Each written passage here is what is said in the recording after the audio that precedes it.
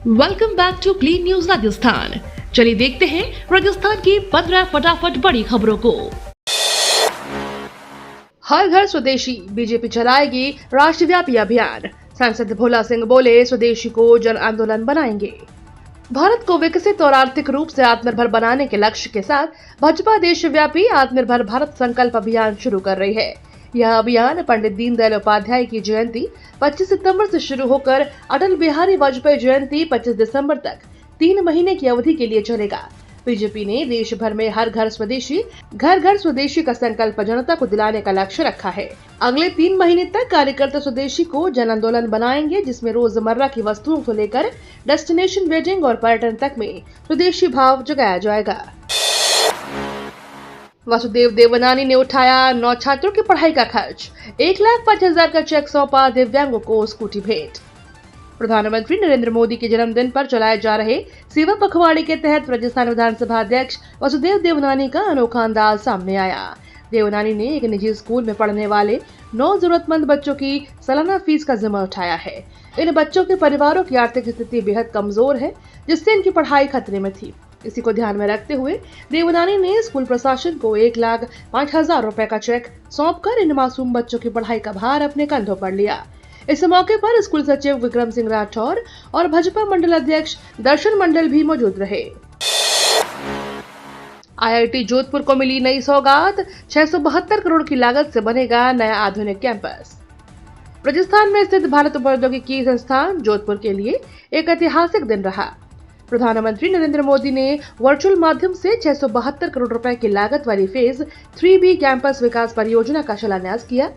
यह परियोजना संस्थान को विश्व स्तरीय शैक्षणिक, शोध और आवासीय सुविधाओं से लैस करेगी।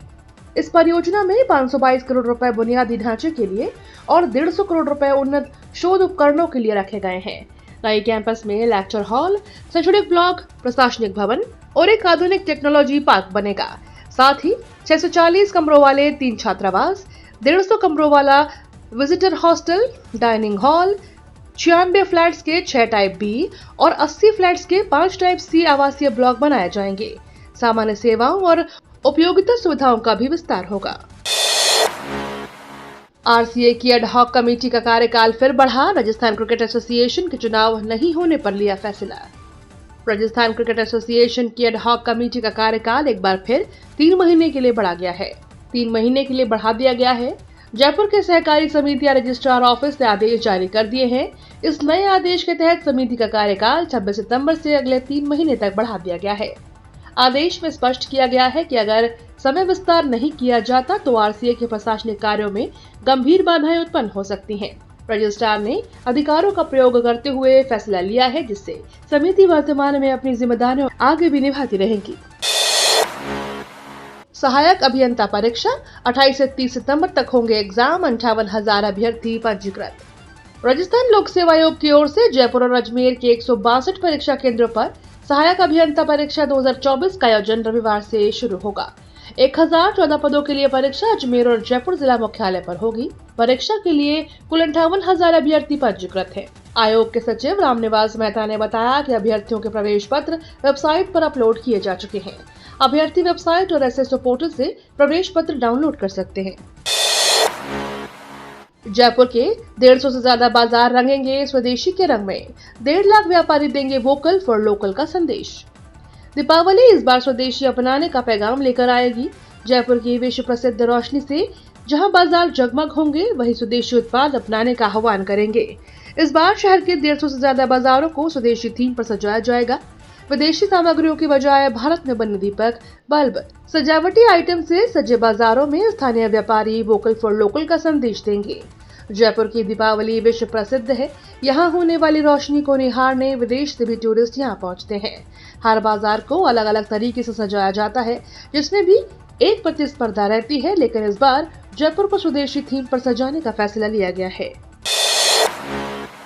गौचर भूमि के लिए आंदोलन होगा तेज। धार्मिक आयोजनों के साथ सोमवार से भिक्षा अभियान शुरू। राजस्थान विकास प्राधिकरण द्वारा जिले के 188 गांवों की गोचर भूमि को मास्टर प्लान 2043 में दूसरे प्रयोजनों के लिए शामिल करने के विरोध में चल रहा आंदोलन सोमवार से और तेज होगा। प्रशासन की ओर से सुनवाई न होने से नाराज गोचर संरक्षण समिति ने आंदोलन को व्यापक बनाने का फैसला लिया है। तुलसी कुटीर में हुई बैठक में समिति के पदाधिकारियों ने नाराजगी जताई कि 50,000 से अधिक आपत्तियां देने के बाद भी जिला प्रशासन और बीकानेर विकास प्राधिकरण ने कोई सुनवाई नहीं की है। गोचर संरक्षण समिति के संयोजक शिव गहलोत ने बताया कि सोमवार से पूरे बीकानेर में भिक्षा अभियान शुरू किया जाएगा। इस अभियान की शुरुआत शहर के लक्ष्मीनाथ मंदिर से होगी, जिसके तहत हर घर, मोहल्ले और गांव में जाकर लोगों से गोचर संरक्षण के लिए भिक्षा के रूप में सहयोग मांगा जाएगा।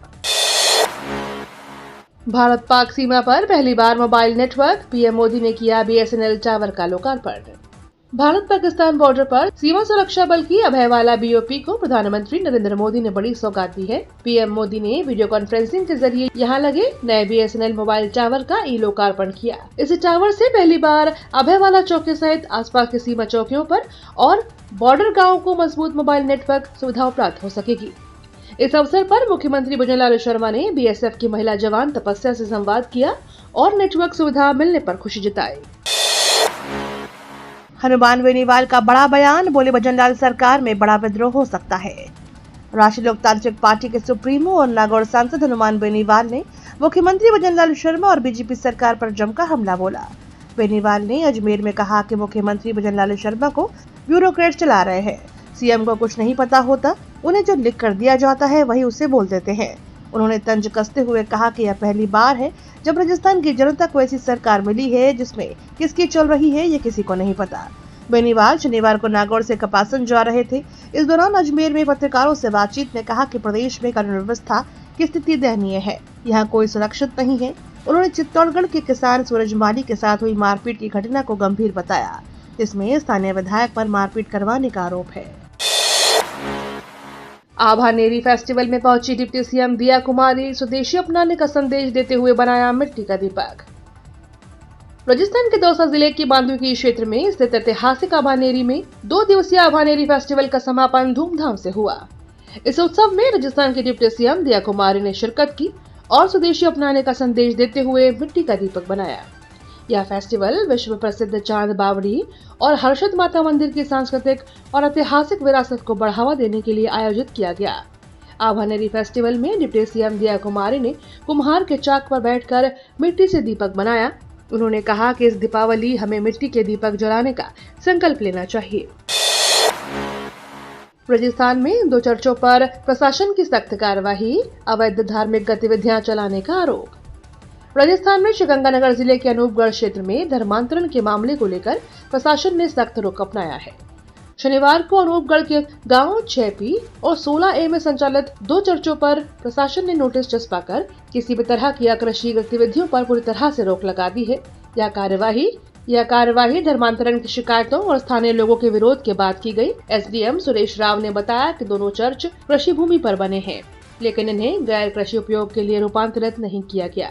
नियमों के खिलाफ इन चर्चों में धार्मिक गतिविधियां चल रही थी। प्रशासन ने साफ किया कि ऐसी गतिविधियां अब बर्दाश्त नहीं की जाएंगी। नोटिस में स्पष्ट निर्देश दिए गए हैं कि इन स्थानों पर कोई भी गैर कृषि कार्य नहीं होगा। कांग्रेस का GST राहत पर वार, कहा यह एक चुनावी जुमला, ज्वलंत मुद्दों से ध्यान भटकाने का प्रयास। केंद्र सरकार द्वारा हाल ही में GST 2.0 की दरों में की गई कटौती को लेकर जहां भाजपा और मोदी सरकार इसका प्रचार प्रसार कर रहे हैं, वहीं कांग्रेस ने इसे जनता के हित में बताने के प्रयास का विरोध किया है। कांग्रेस का आरोप है कि यह बेरोजगारी और वोट चोरी जैसे ज्वलंत मुद्दों से ध्यान भटकाने का प्रयास है। कांग्रेस CA प्रकोष्ठ के प्रदेश अध्यक्ष नितिन व्यास ने शनिवार को प्रदेश कांग्रेस मुख्यालय में पत्रकार वार्ता के दौरान आरोप लगाया कि मोदी सरकार ने देश के ज्वलंत मुद्दों से ध्यान हटाने के लिए GST दरों में कटौती की है। उन्होंने कहा कि अभी यह साफ नहीं है कि दरों में कमी का लाभ आम जनता तक पहुंचेगा या नहीं, जिससे नागरिकों में संशय और असमंजस की स्थिति है। व्यास ने कहा कि यह कटौती बिहार और बंगाल चुनाव को देखते हुए चुनावी लाभ लेने के लिए की गई है। इसका जनता से कोई लाभ नहीं होने वाला। 30,000 करोड़ के अनंत शस्त्र से होगा दुश्मनों का सफाया। भारतीय सेना ने रक्षा क्षेत्र की एक अहम पहल में BEL से 30,000 करोड़ रुपए के QRSM मोबाइल सिस्टम खरीदने की तैयारी शुरू कर दी है, जिसे अनंत शस्त्र के नाम से जाना जाएगा।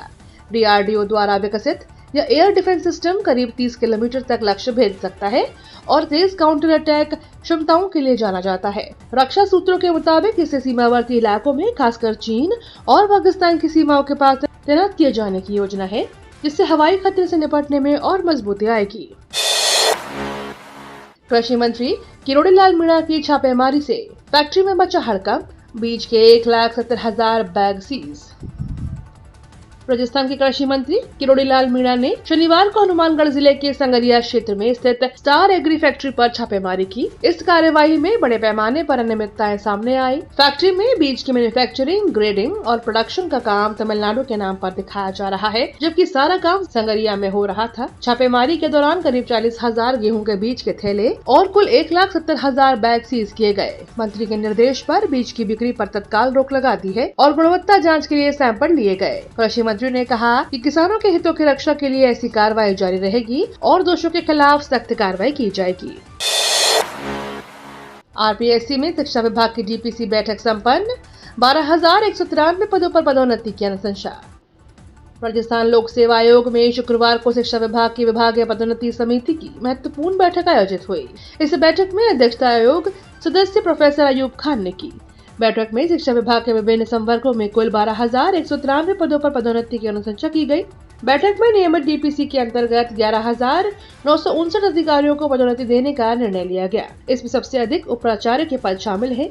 चयन वर्ष 2023-24 के लिए 8,167 और 2024-25 के लिए 3,719 उप प्राचार्यों की पदोन्नति की अनुशंसा की गई।